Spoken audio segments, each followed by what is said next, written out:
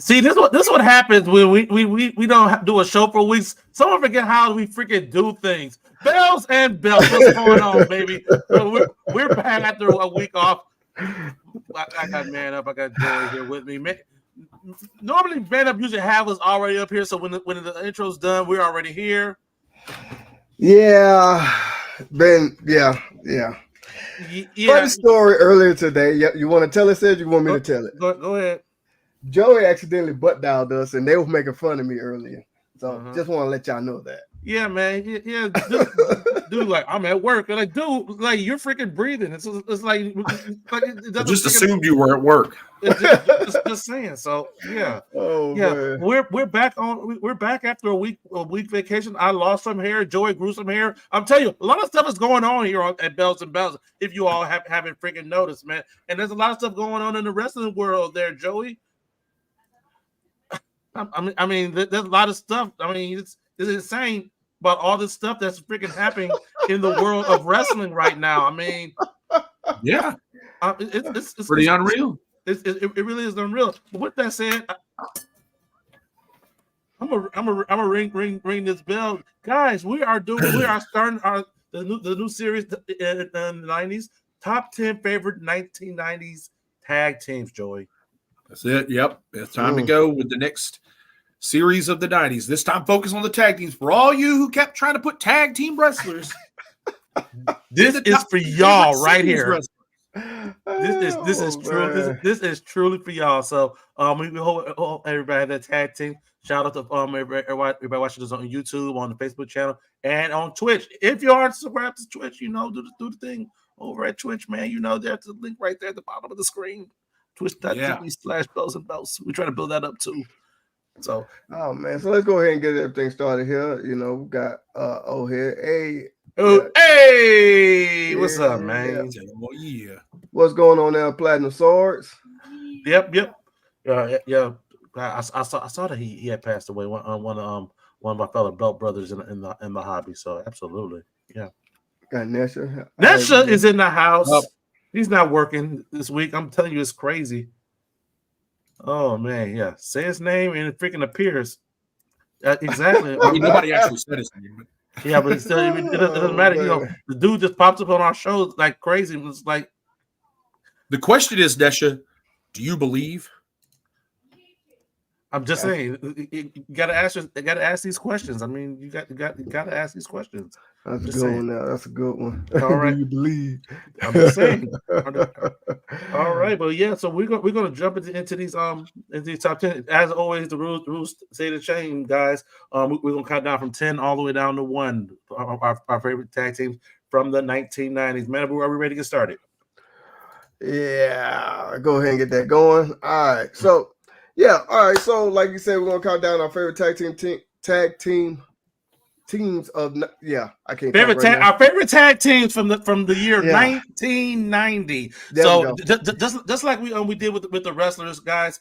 We're truly gonna see an evolution from 1990 as we go all the way up to 1999. Then we're gonna wrap it up. And do a collective of our favorite tag teams from the entire decade. So this is gonna be a nice little ride. We're gonna go on for the next 11 weeks. So you guys stay tuned here. Stay tuned here at Bells and Bells, man. This is what we do. Bells. All right. So Joey, you want to go ahead and kick us off first?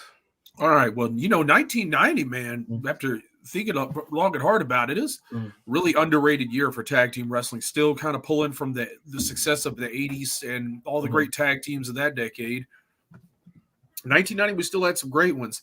And I'm gonna go with a tag team that I feel like was very underrated in 1990. I don't feel like people talk about him enough.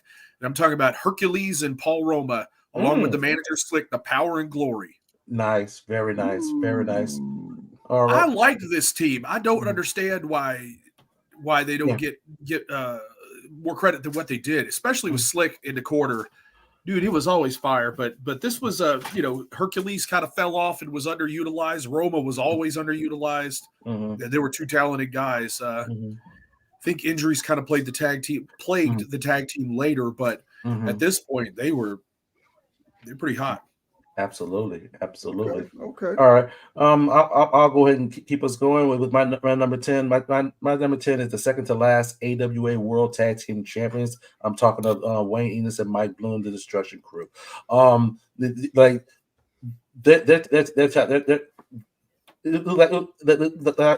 was like DJ Peterson and the Trooper was like the last tag team champion, but the Destruction Crew was like a unit.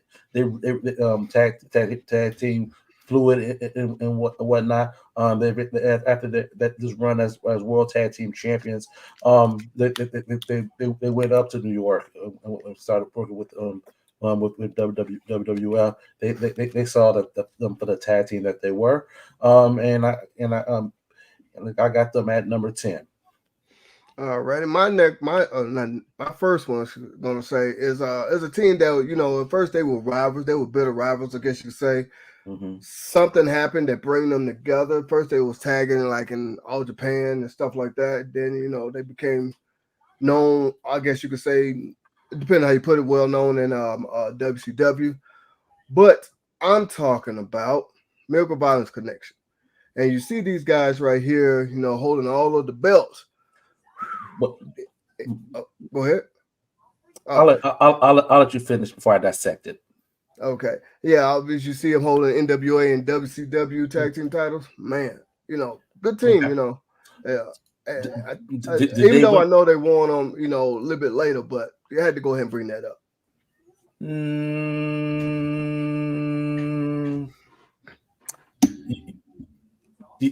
you want to, Joey, or should I? Go ahead. I'm confused. All right. Yeah. You kind of went to you went 2-3 years into the future on that one. Yeah, they were off and on in 1990. They were.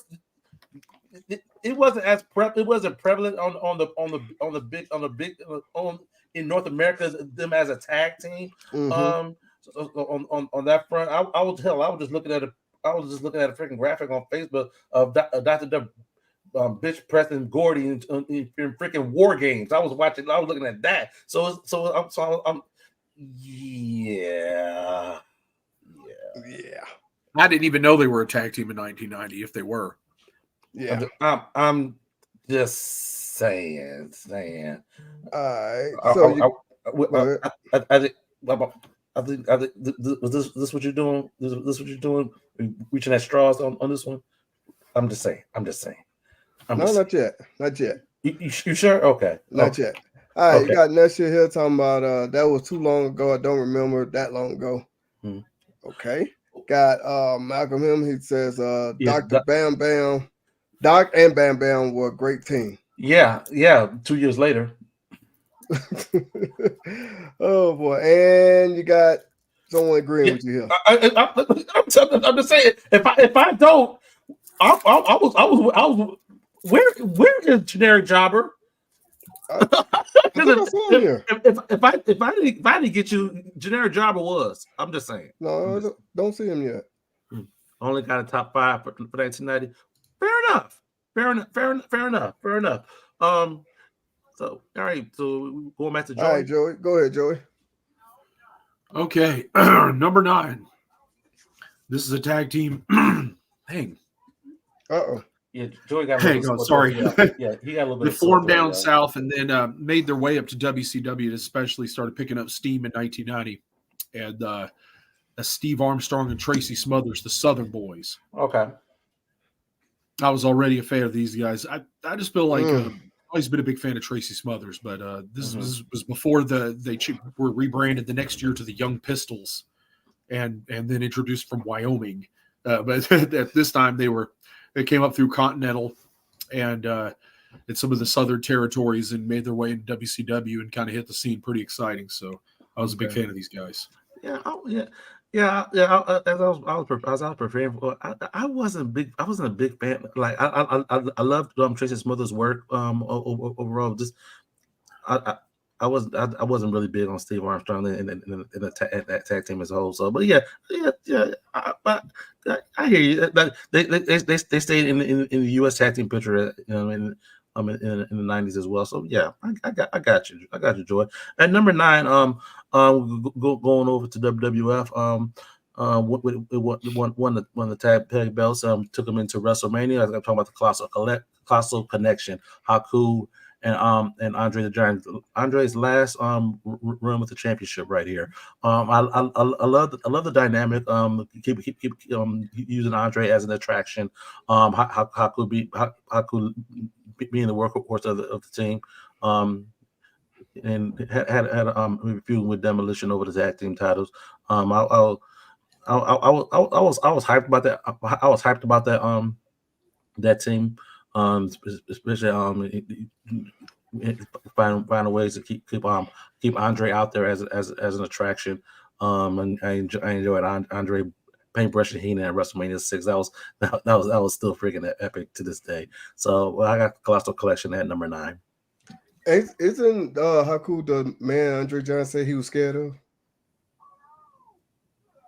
Or was it someone else? I thought that's what Andre say he was scared of anybody, to be honest. But yeah. I think he said he was the only man that he feared was Haku. I could be wrong, but okay. All right, let's go with that. Andre didn't have to fear anybody. I'm just saying. Okay. All right. Well, my number 9, I'm gonna just put it like this. I'm not gonna lie, it was just a filler. I didn't really like this team, but I liked them individually, but together they sucked in my eyes. Okay. And I'm just gonna leave it at that. And I'm talking about Money Inc. Just gonna. Why are they on your top 10 list if you didn't like them as a tag team? I just didn't like them, but like I said, they were fillers. That's why it's favorites. That's why I said they were fillers. But yeah, individually I liked them, but together, nah.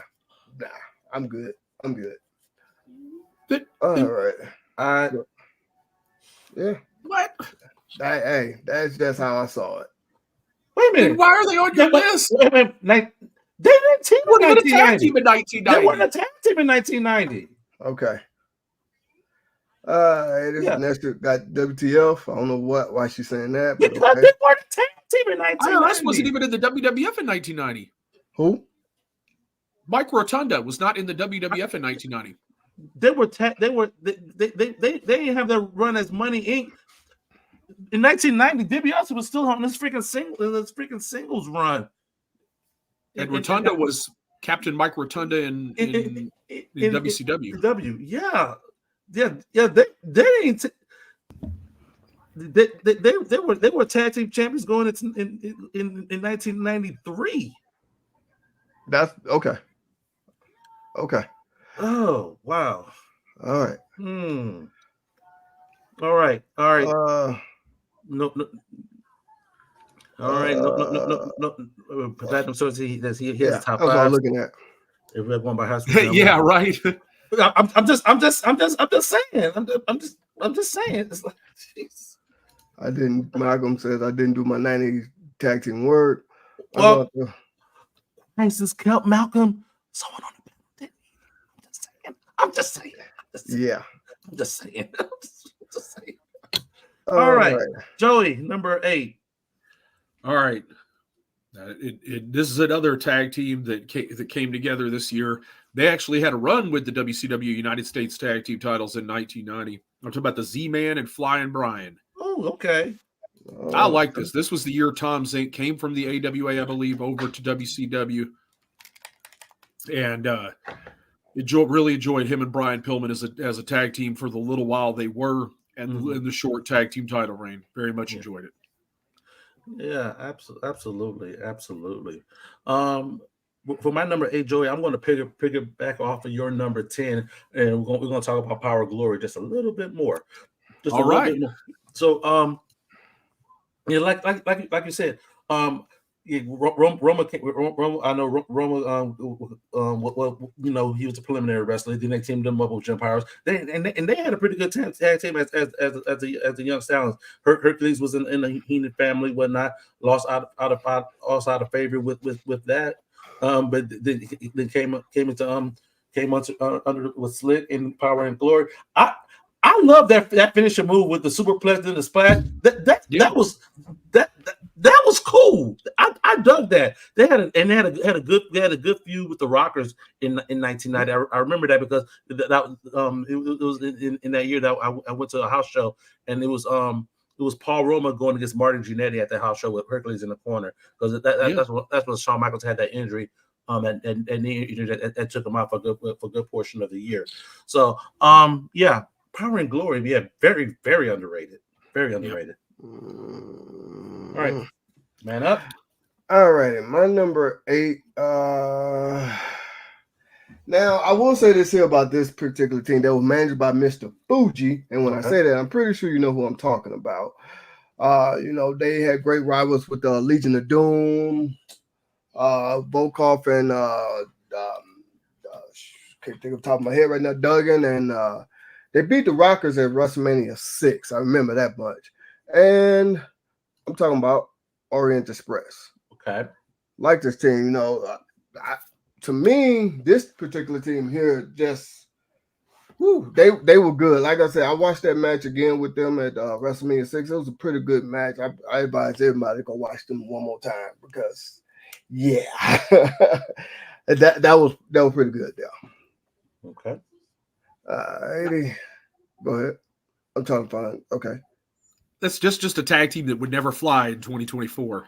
The gimmick. Why you say that? Well, first off, one member isn't even Asian. Pat Tanaka. Okay, I didn't think you were gonna go there, but okay.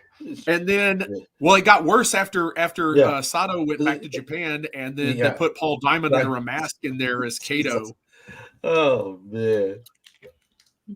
And that was when the tag team got good to me, when they put Diamond in it, because Diamond and Paul Diamond and Pat Tanaka were the ones that had all the great tag team chemistry together. It for the long term run as Bad Company. But yeah, exactly.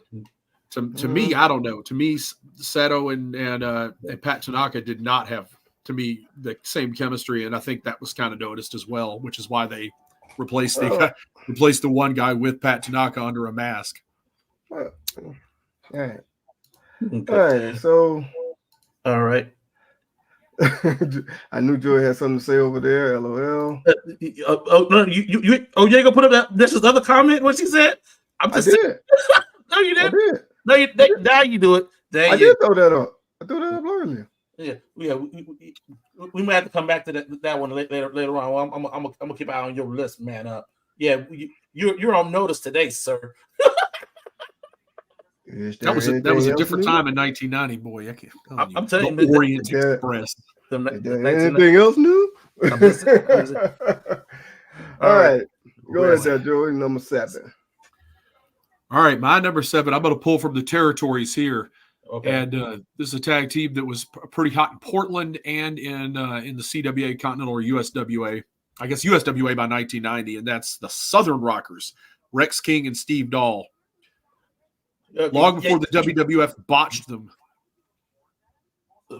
Oh, what was the name in WWF? Well Done.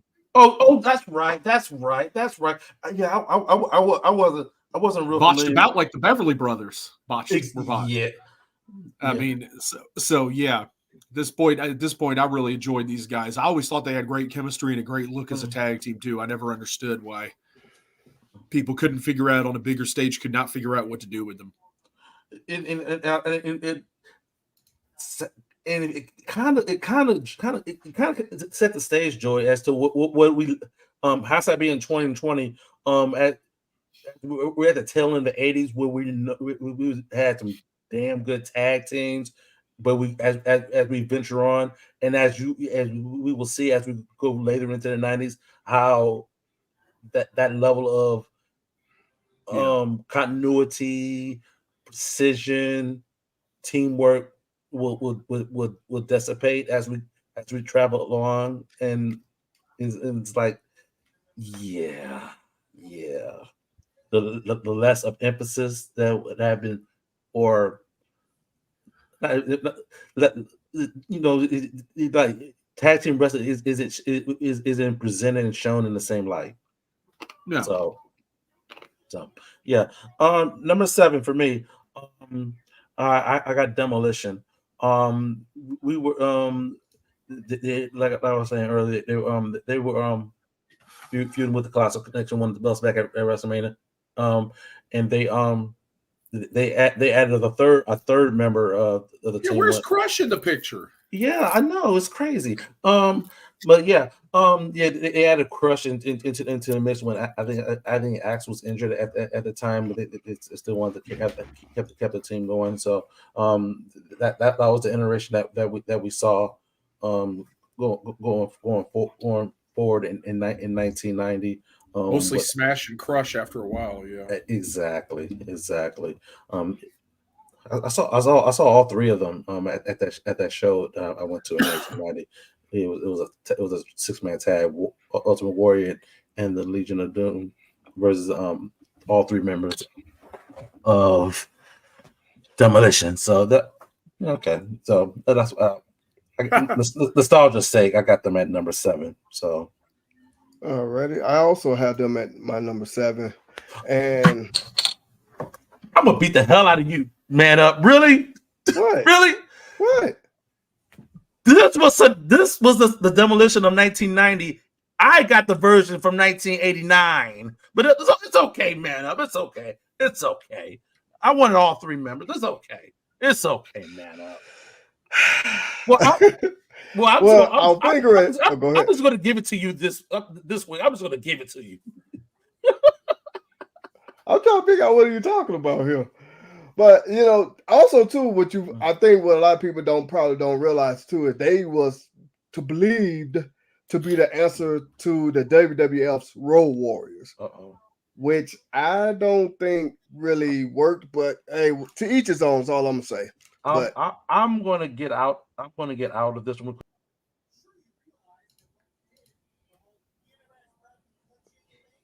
because I know Joey is chomping at the bit at that last statement.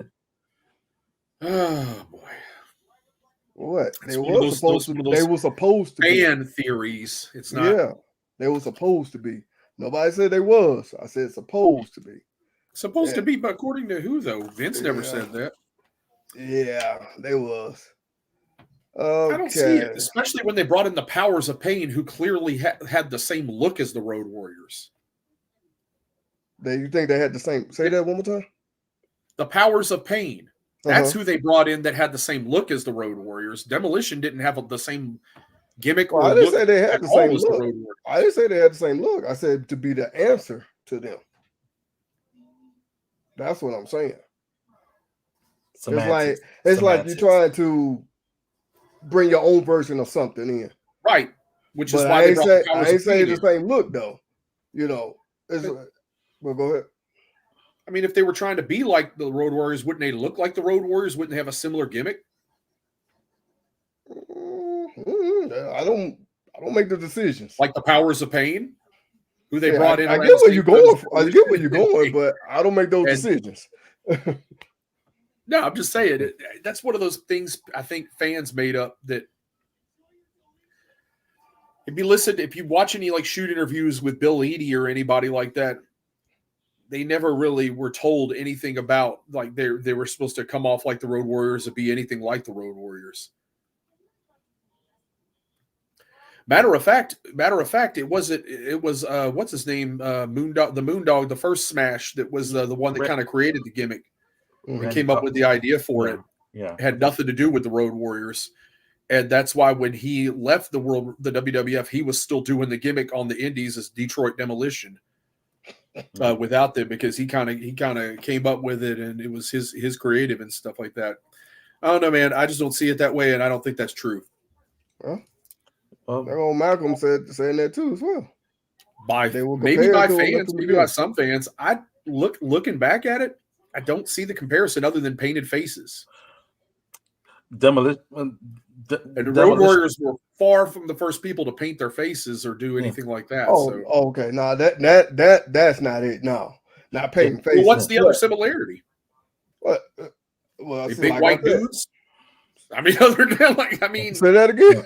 Big. I mean, they're just big white dudes. I'm just saying, like, that's the only other similarity. It's kind of like. All right, so I'm just saying, there's no real comparison or similarities between. Yeah, and they weren't jacked.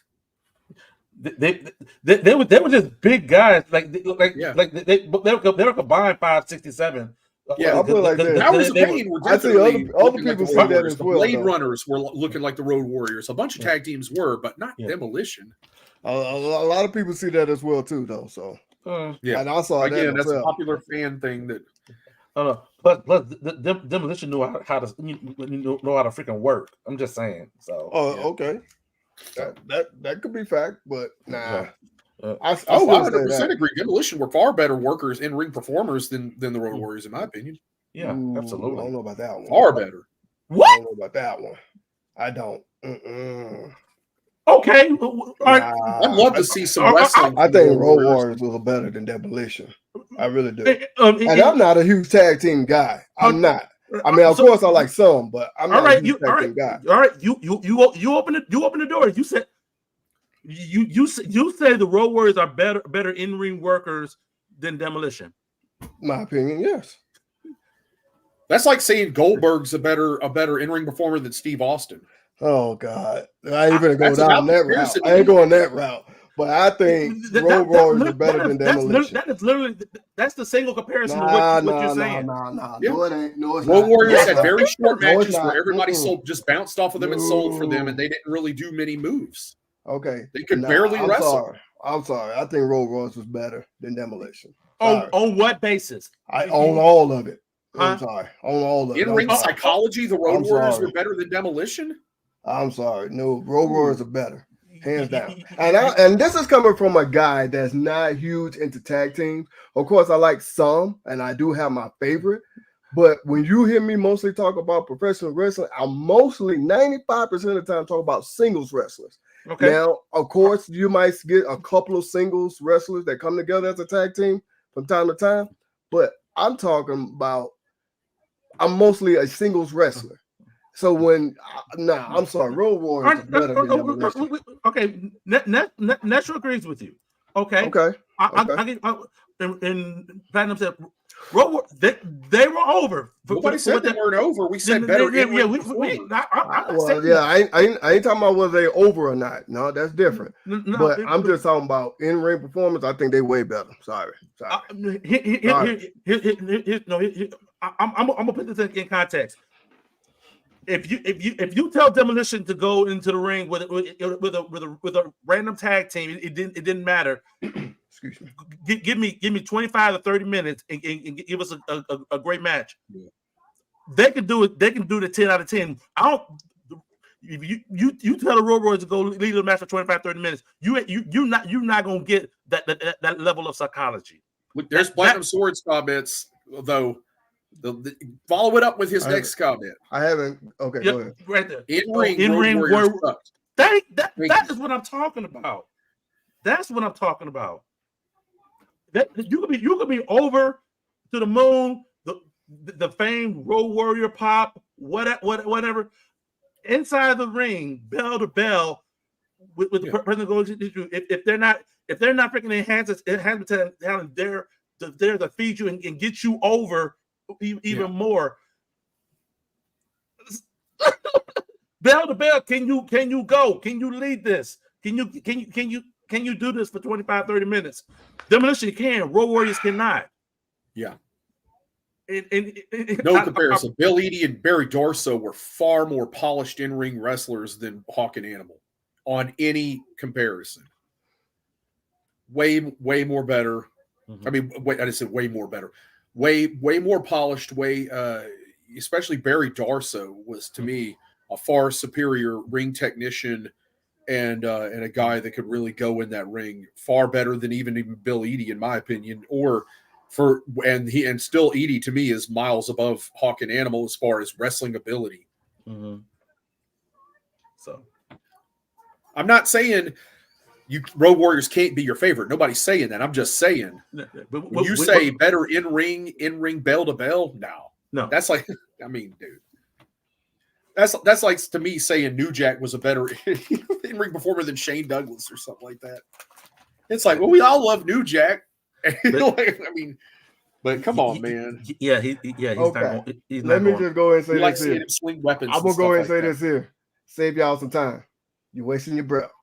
Sorry. We know this. Sorry. We know Warriors are way better. I'm sorry. You're wasting your breath. Exactly. We wasting our breath. Yeah. Trust me, man. Right. We've been doing this with you for 2 years, my dude. I'm just saying. Saying. Sorry about the noise. I Jackson didn't drop something. Sorry. Yeah. Sorry. Road Warriors are better in my opinion. Yeah, I got a different opinion. Yeah, your opinion suck. Your opinion, great. Your opinion is sucks. great. Your opinion is trash. That's great. But I'm sorry. Road Warriors are better. No, you can talk about in-ring psychology all you want. You can talk about somebody over or not. You literally haven't given any basis as to why. You literally haven't given no basis as to why. Want to know why? Because whatever I go finger ready to say, you're gonna tell me I'm wrong. So at the end of the day, I'd love to see a great Road Warriors match. That's it. That's it. A match where Road Warriors really told stories. That's all I'm gonna say. Yeah, you're wasting your breath. All right, who's next? No, telling us to move on. Road Warriors with Kane will be a faction, huh? Yep.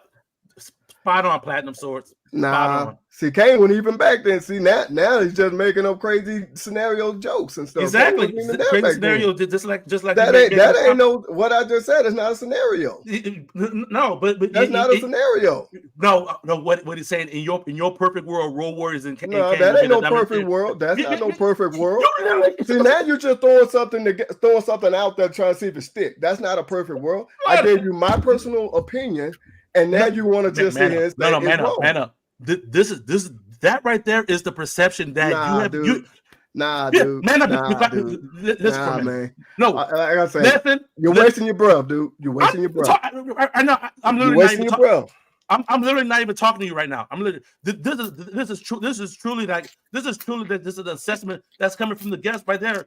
The guest is seeing that just off of what you said in the past, what you just said just now. They said that is their opinion. What have I said in the past? Entitled to their opinion. They literally just freaking said it. But when I'm entitled to my opinion sucks. My opinion is wrong.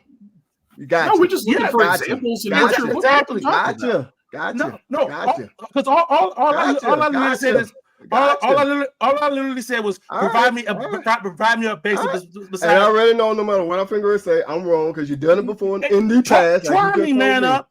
But anyway, you literally have not even given me. You literally have not given me. I'm not going to give you nothing. No matter what I say, I'm wrong. Whatever, dude. So, Joey, what's your number 6? All right, my number 6. Yeah, we're now a little bit behind now. My number 6 is going to be the Rockers, Shawn Michaels and Marty Jannetty. I'm not going to spend too much time on them.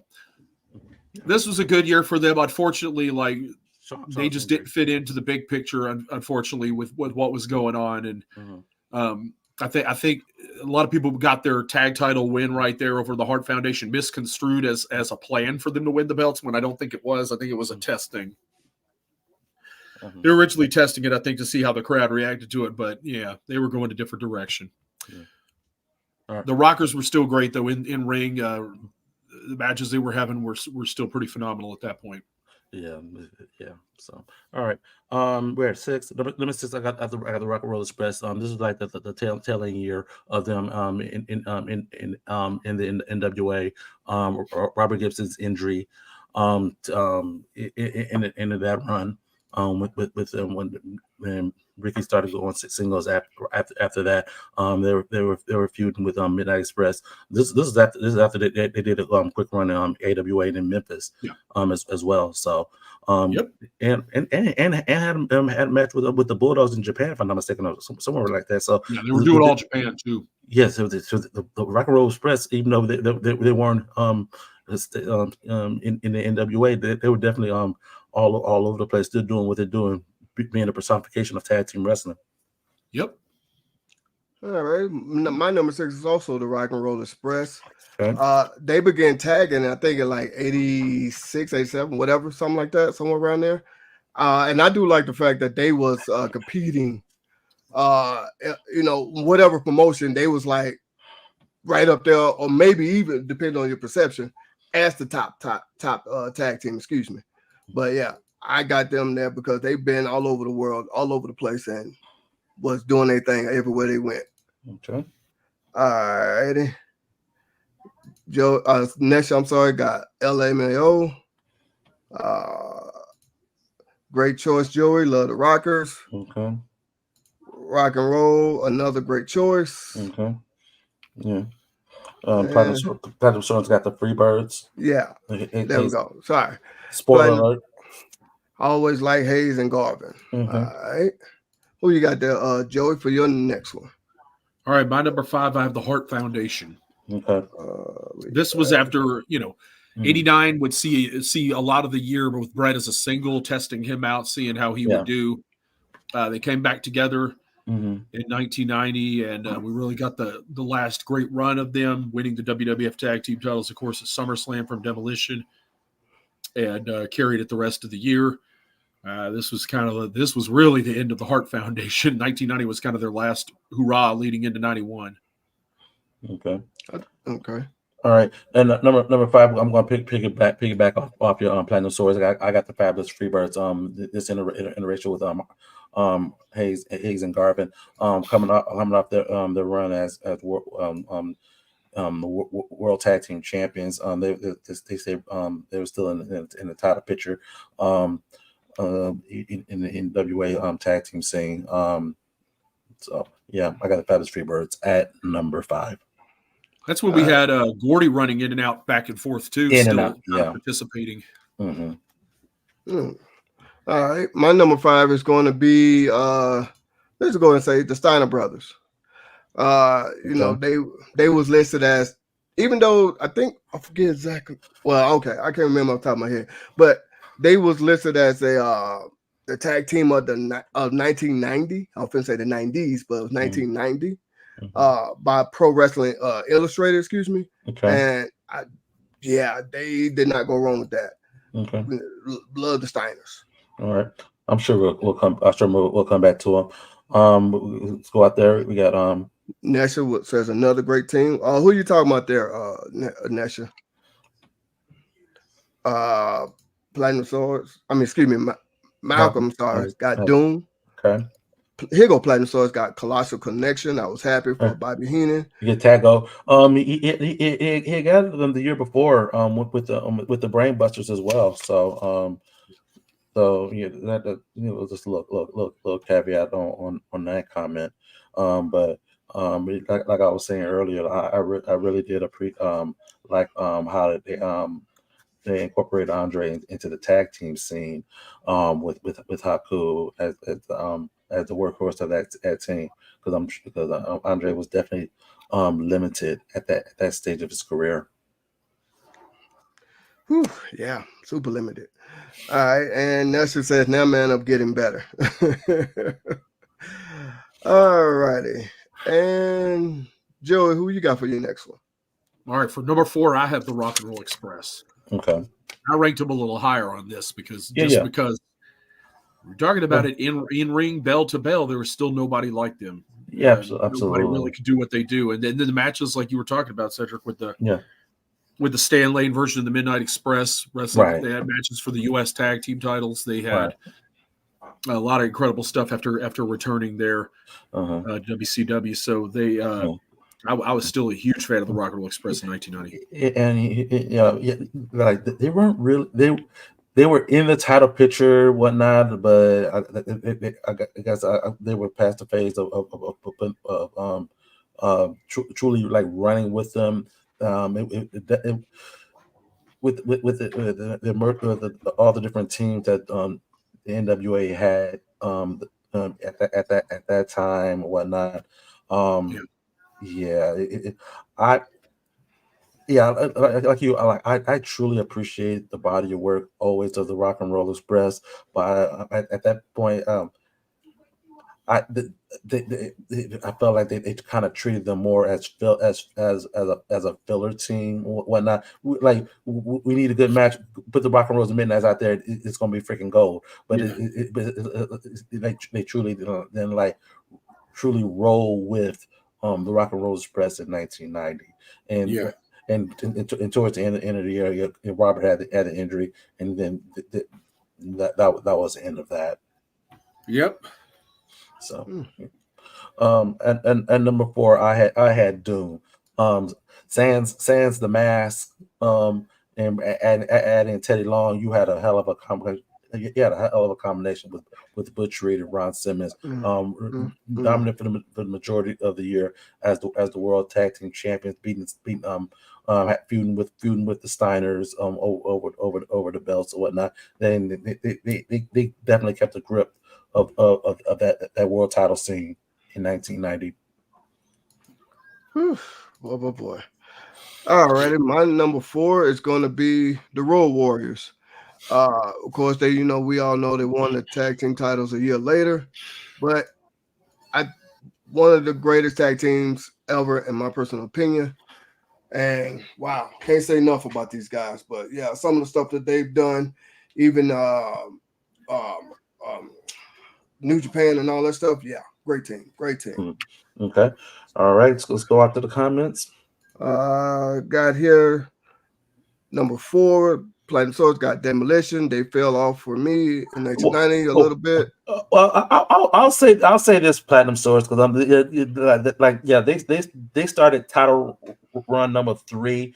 It's kind of hard to kind of duplicate that first run that they had, in which they became had that long year run,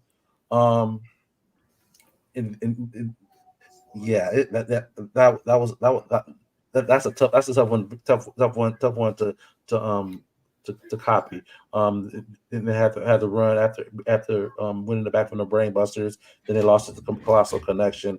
So it's anything short of that first run, it's going to seem like it's fall off. When then the injuries came back up, then they went back up under Fuji as well. So it's definitely a lot. I can see where you made that comment. Absolutely. All right, and Malcolm got the Hart Foundation in number 4. Okay, not a bad choice there. All right. Alrighty, Joe, who you got for number 3? All right, my number 3 is the Midnight Express. Okay. This was still one of my favorite tag teams in 1990. We need to go into this too far because we talked about the Midnight Express a lot here. Well, Joey, I mean, we can talk to him about it a little bit because I got him at my number 3 as well. I'm just saying, especially as I stated before, like I love this iteration of the Midnight Express. No disrespect to Eden and Condrey. For that matter, Rose and Condrey as well, but I really loved I love the dynamic of Stan Lane and Bobby Eaton. So they had the stranglehold on the U.S. tag titles until the Steiners finally challenged for him. And exactly, that was it. Dude, that was the end of the Midnights with the U.S. tag belts. This is what because they left after this year. So. Well, Stan Lane did. Yeah. So in the era, the Rock and Rolls and the Midnights, man. Yeah. So, okay. All right, my number 3 is going to be the Hart Foundation. Okay. Man, they beat Demolition for the titles, and wow, what a run since then. Of course, I don't like the team that they end up losing them to later on, but whatever. And I'm talking about, the Nasty Boys, but I do like the rivalry that they had with the Rockers, but that, yeah, can't can't argue what the Hart Foundation did. I mean, it ain't much you could say bad. I mean, ain't much you could say because the proof is in the pudding. That's what I'm trying to say. But yeah, I got them at my number 3. Excuse me. Nasty Boys were the original Bebop and Rocksteady. Just saying. Pity City. Oh man! All right, Platinum Swords. All right, Platinum Swords. Say number 3. You got the Steiners. Rick Steiner. It reminded me of my brother, so they were always a favorite because of that. All right. Was your brother driving down the highway at 70 miles per hour? Darn. Stuff the Steiner brothers did. Some more SWAT team. Okay. But by this time, this was Yeah, they would. That was Samoa Savage and in part 2 at that point. I think Samu left at that point, if I'm not mistaken. Yeah. So okay. Yeah, I don't remember. In 1990. So okay, good deal. All right, we're at number 2. All right, Joey, who you got? All right, at number 2, I've got Doom. Okay. I'm going to go ahead and say this. The very first part of 1990, Doom was not dominant. Mm-hmm. Doom, especially coming off of the run in the Mask, were losing a lot of matches. Yeah. That's why. I brought up like the unmasked Doom, add in Teddy Long. Yeah, and what? Yeah, but it's kind of like the title win really came out of nowhere. Yeah, like they were just blowing through everybody. They had to figure out that like in the tournament, the round robin tournament for Stargate. Yeah, which the Steiners beat them in, I believe. And I think Steiners beat them many times before they finally dropped the belts to them. So a test of perseverance, because they definitely weren't dominant the first part of 1990 and then they went in late spring when they won the belts. It was kind of like, okay, now they were kind of off and they had something going good there. Mm-hmm. And I like that they kind of put the Steiners with the U.S. tag belts and kind of kept them away from each other. Yeah. Unfortunately, we never got back around to what that later showdown to switch the belts back. That never really happened because they ended up losing the belts to the Freebirds, and then the following year, I believe, and then the Freebirds lost it to the Steiners. So it's kind of like that kind of was botched on that, but I still it's the presence of these guys, the powerhouses they were, and everything like that. I definitely enjoyed what they were doing, especially with Teddy Long. Mm-hmm. Absolutely. At number 2, I have the Hart Foundation. Everybody else had them. I got them as well. Bringing them back in 1994 for a final run. Hindsight being 2020 before Brett goes on to do great things as a singles competitor. Always appreciate the teamwork of the Hart Foundation. The pink and black attack cannot be. They only gave him like 2 minutes at WrestleMania 6, though. I know. They didn't give him no time with the Bolsheviks. I was like, hey, man. Shoot. Hey, they weren't working by the minute that day, man. Shoot. That was a squash. Good Lord, that was quick. So, yeah.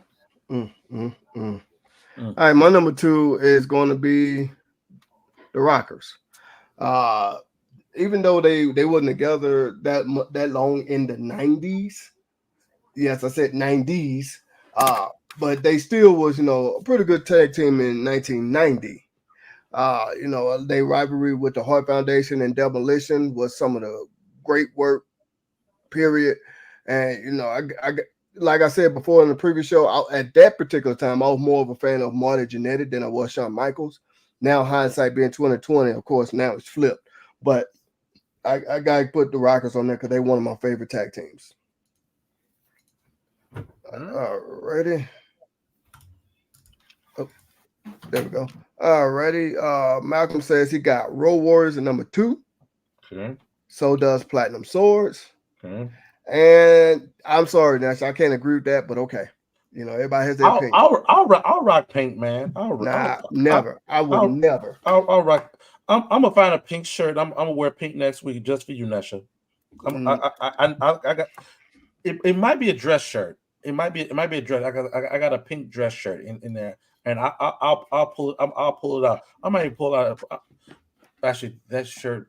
I think that shirt might be a little small on me. I don't care. Even if it's small, I'm gonna wear it just because. I might not wear a tie, but I'm gonna wear that pink shirt next week. Y'all got to remind me. Y'all got to remind me. I'm gonna wear that. I'm gonna wear a pink shirt next week. I want to say that was not 19. Oh Lord, 2019.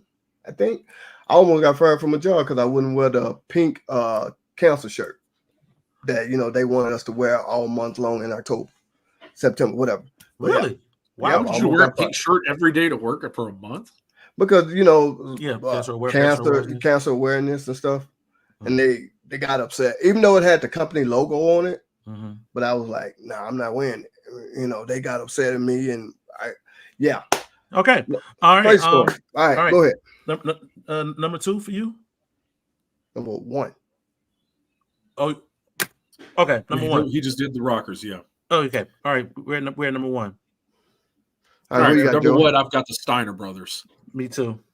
Undoubtedly, like in 1990, to me, this was definitely the year they broke out. Mm-hmm. Came into it with the world tag belts. Mm-hmm. Lost it to Doom, of course. Won the U.S. tags and kind of held on to that and dominated for the rest of the year. Absolutely. That's definitely, they were always right up there with Doom the entire year as a top tag team, a huge thing. One of the best matches the Nasty Boys ever had was getting their complete butt tore up by the Steiner brothers at Halloween Havoc 1990. Well, the Steiners just tossed them around the ring like sacks of shit. Dang. Nasty Boys was not a good team. They beat the brakes off the Nasty Boys. The Nasty Boys were not good wrestlers. I'm sorry. Nasty Boys were not good wrestlers. But go ahead. Yeah.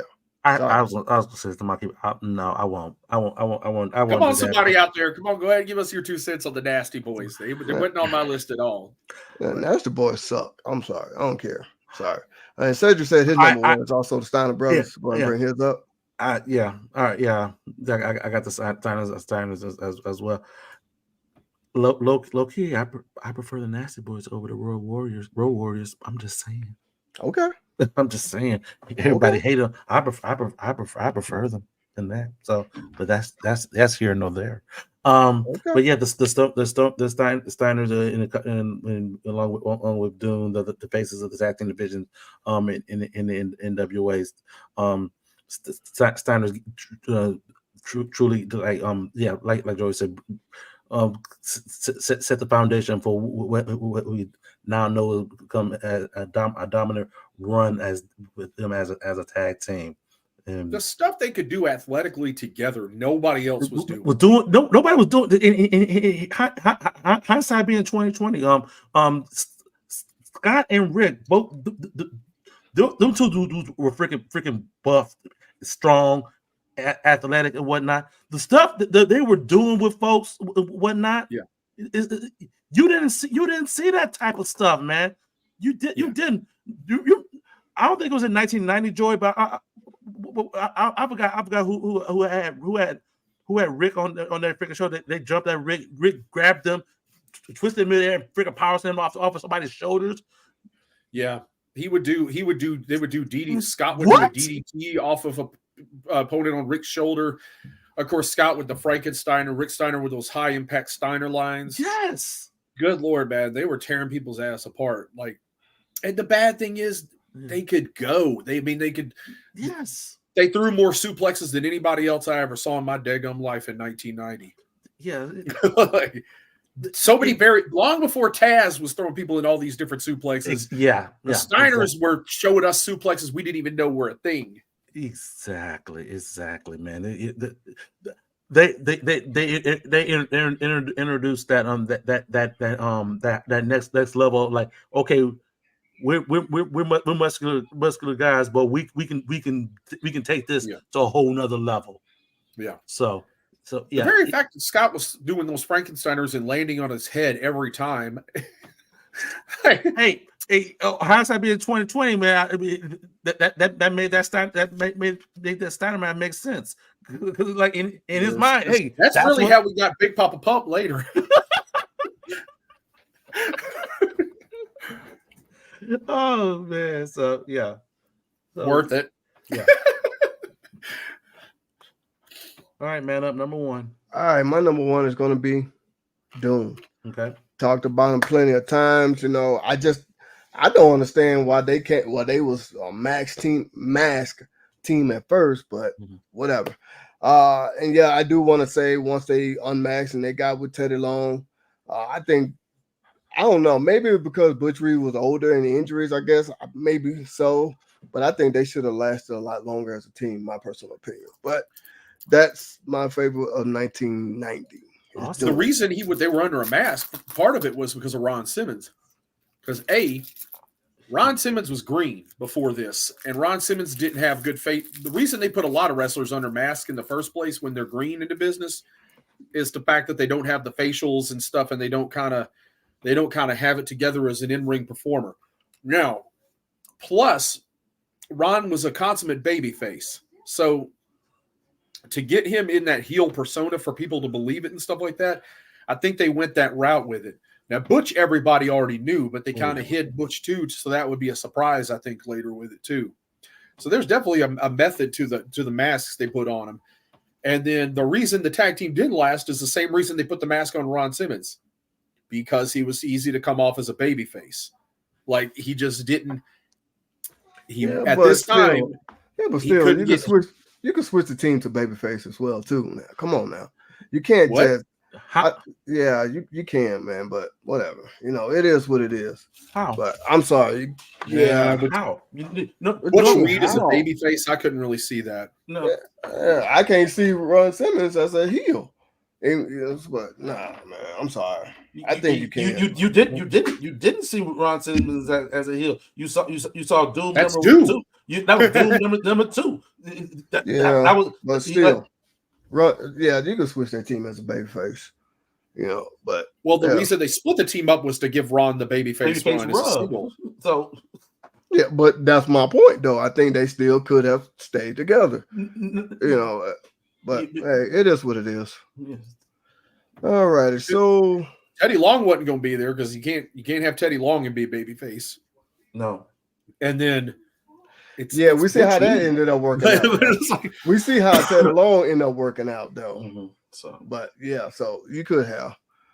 All right, so Nesha is going back to Cedric right here. She says real men wear pink. She says pink is her favorite color. Yep. Platinum Source got Doom number 1 that just came off as legit to me. The only team that could knock the Road Warriors off my number 1 slot. Okay. Malcolm's got Malcolm got the Steiners.